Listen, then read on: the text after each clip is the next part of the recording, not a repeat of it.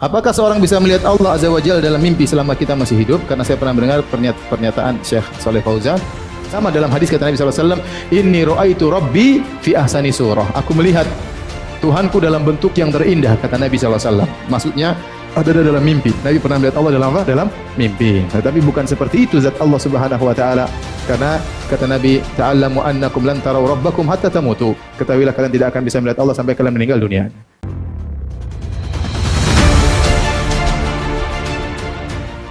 Assalamualaikum warahmatullahi wabarakatuh. Alhamdulillah, puji syukur kita kepada Allah Subhanahu wa Ta'ala. Atas kuasanya lah, kita dapat bertemu pada kesempatan yang berbahagia ini.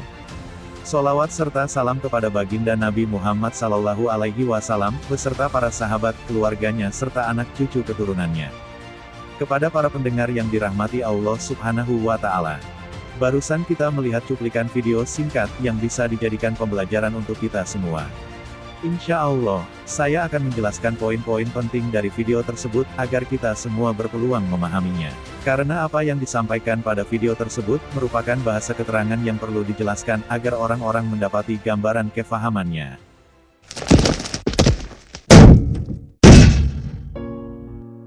Assalamualaikum warahmatullahi wabarakatuh. Kepada para pendengar yang dirahmati Allah Subhanahu wa Ta'ala. Pada video yang kita lihat sebelumnya, di situ membahas tentang pertemuan dengan Allah. Di mana video tersebut juga disampaikan dalil-dalilnya tentang adanya pertemuan dengan Allah. Hanya saja yang akan saya jelaskan di sini adalah kefahaman tentang pertemuan dengan Allah. Sebenarnya, pertemuan dengan Allah sebelum kita wafat itu benar adanya. Artinya, seseorang berpeluang bertemu dengan Allah sebelum dia wafat. Namun, hal itu bisa terjadi, jika Allah sendiri menghendaki orang tersebut bertemu dengannya. Karena, tidak ada amalan atau thariqah yang bisa menjamin seseorang boleh bertemu dengan Allah. Begitupun dengan doa, tidak ada satupun doanya seseorang, yang boleh menjamin seseorang boleh bertemu dengan Allah. Jadi perkara bertemu Allah ini, betul-betul hak Allah, kemauan Allah, tanpa adanya ikut campur orang-orang soleh. Andaikan orang-orang soleh boleh meminta kepada Allah agar seseorang boleh bertemu dengannya, tentu baginda Nabi sudah melakukannya dan orang-orang Yahudi pasti banyak yang berhasil bertemu dengan Allah di masa itu. Tapi kenyataannya, dari zaman dahulu sampai sekarang orang-orang Yahudi tidak bisa bertemu dengan Allah. Jadi, pertemuan dengan Allah bukanlah perkara mustahil, sebab ada banyak dalil yang menegaskan adanya pertemuan dengan Allah. Di dalam Al-Quran Surah Ar-Ra'd ayat 2, dikatakan, Allah Subhanahu wa Ta'ala berfirman yang artinya, Allah yang meninggikan langit tanpa tiang, sebagaimana yang kamu lihat, kemudian dia bersemayam di atas arsy. Dia menundukkan matahari dan bulan, masing-masing beredar menurut waktu yang telah ditentukan. Dia mengatur urusan dan menjelaskan tanda-tanda kebesarannya, agar kamu yakin akan pertemuan dengan Tuhanmu.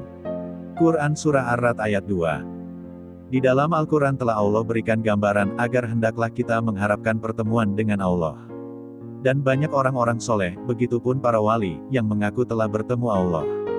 Jadi bagi mereka, kebenaran Quran Surah Ar-Ra'd ayat 2 tersebut, mereka nilai benar adanya. Karena mereka berhasil bertemu dengan Allah semasa mereka belum wafat. Sebenarnya, bertemu dengan Allah, bukanlah pertemuan jasmani atau melibatkan benda-benda dunia. Hanya rohanimu yang boleh bertemu dengan Allah, bukan jasmanimu. Jasmani punya bola mata, dan diputar pakai cara apapun, mustahil bola mata bisa melihat Allah. Kenapa Nabi Musa dahulu dinilai gagal melihat Allah di Gunung Tursina? Sebab Nabi Musa mencoba melihat Allah dengan kedua bola mata. Hanya rohani yang boleh bertemu serta melihat Allah, namun melihat di sini bukanlah melihat seperti melihat benda-benda dunia, melihat di sini adalah suatu kesadaran pandangan terhadap Allah.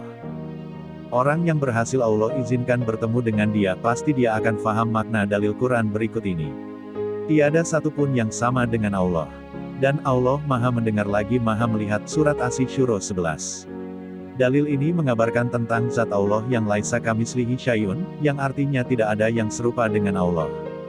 Orang-orang yang berhasil Allah izinkan bertemu dengan dia, pasti dia akan faham tentang zat Allah yang laisa kamitslihi syai'un. Dia pasti akan berkata, sangat benar, kalau Allah itu tidak ada yang serupa dengan dia.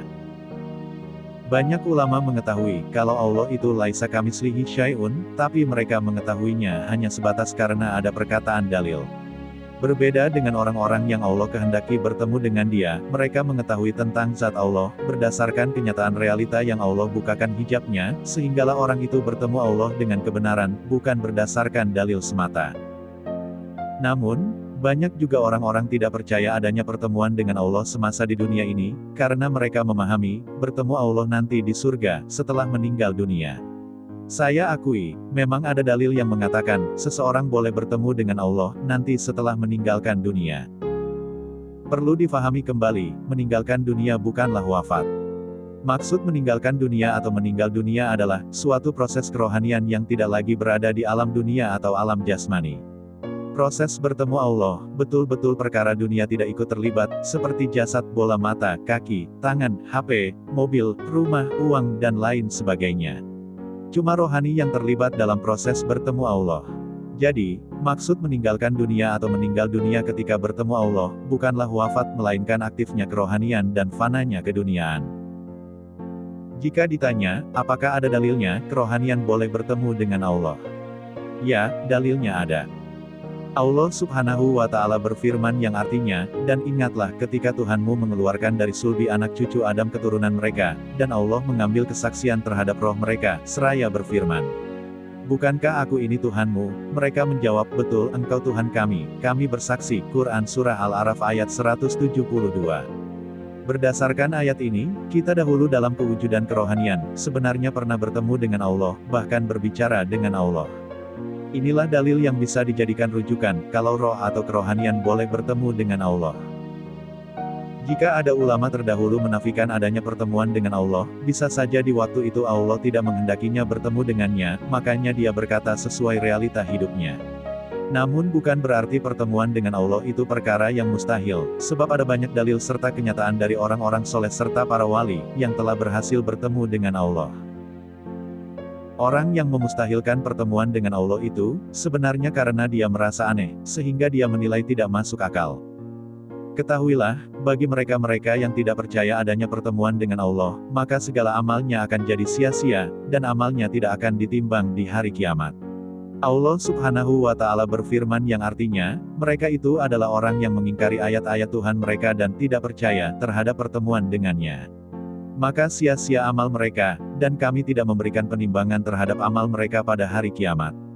Quran Surah Al-Kahf ayat 105. Harap hati-hati, jangan sampai kamu mengingkari adanya pertemuan dengan Allah, baik di dunia ataupun di akhirat. Itulah sedikit informasi berkaitan dengan adanya pertemuan dengan Allah, semoga kita semua Allah jauhkan dari orang-orang yang tidak percaya adanya pertemuan dengan Allah. Saya ucapkan banyak terima kasih kepada para pengunjung, semoga informasi ini bisa dibagikan agar orang-orang juga mendapatkan informasi ini. Saya izin pamit, insya Allah kita akan bertemu di lain waktu. Saya akhiri, wassalamualaikum warahmatullahi wabarakatuh.